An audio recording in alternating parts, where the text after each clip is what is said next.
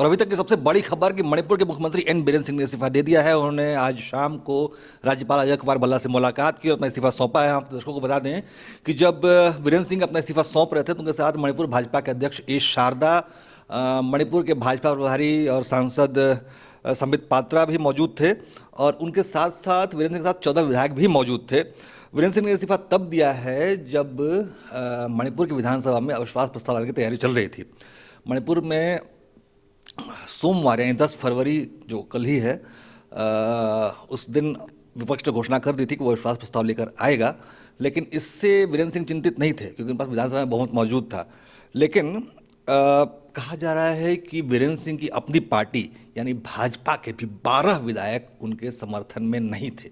वो बगावती तेवर अपनाए हुए थे और उन्होंने ये चेतावनी दे रखी थी कि अगर अविश्वास प्रस्ताव आता है तो वो या तो अनुपस्थित होंगे या फिर विपक्ष का समर्थन कर देंगे मुख्यमंत्री बीरेन सिंह के खिलाफ। इस वजह से बीरेन सिंह पर खतरे के बादल मंडरा रहे थे और उन्होंने अपना इस्तीफा सौंपा है।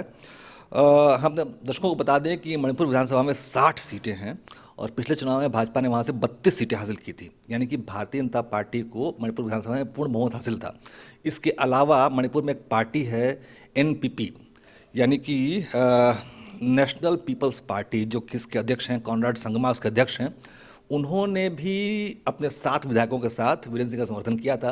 हालांकि 8 नवंबर 2024 को कॉनराड संगमा ने अपने 7 विधायकों का समर्थन वीरेंद्र सिंह की सरकार से वापस ले लिया था, लेकिन तब भी वीरेंद्र सिंह की सरकार किसी मुश्किल में नहीं थी। वो अपने बहुमत में चल रही थी क्योंकि उनके पास 32 विधायक मौजूद थे। 60 विधायकों की विधानसभा थी, 32 विधायक उनके पास थे। बहुमत के लिए सिर्फ 31 विधायक चाहिए होते हैं।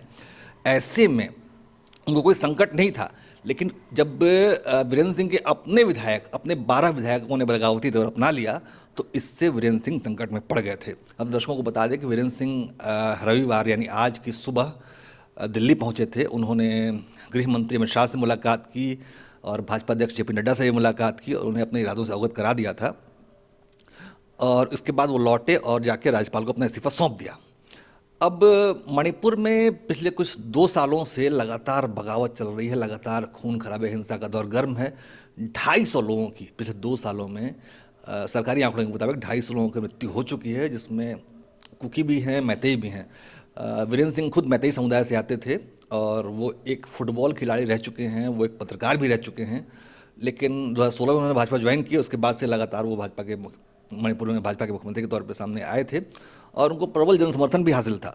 लेकिन जो लगातार हिंसा हो रही थी मणिपुर में कुकी और मैतेई समुदायों के बीच में, उसकी वजह से वीरेंद्र सिंह का विरोध भी काफ़ी हो रहा था और यही वजह है उनके इस्तीफा देने की। अब देखते हैं कि मणिपुर में क्या होता है, राष्ट्रपति शासन लगता है या कोई नया सीएम चुना जाता है, जो कि वीरेंद्र सिंह के विधायक जो हैं वो उनको बदलने की मांग कर रहे थे।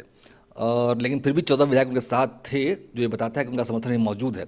ऐसे में मणिपुर में सरकार का क्या हाल होता है, आगे क्या दिशा बनती है, इस बारे में उदय इंडिया आपको लगातार अपडेट कराता रहेगा। मणिपुर की हर खबर, हर हलचल के बारे में हमने आपको लगातार बताया है और हम इस हलचल के बारे में आपको लगातार बताते रहेंगे। देखते रहिए उदय इंडिया। धन्यवाद। उदय इंडिया, उदय इंडिया।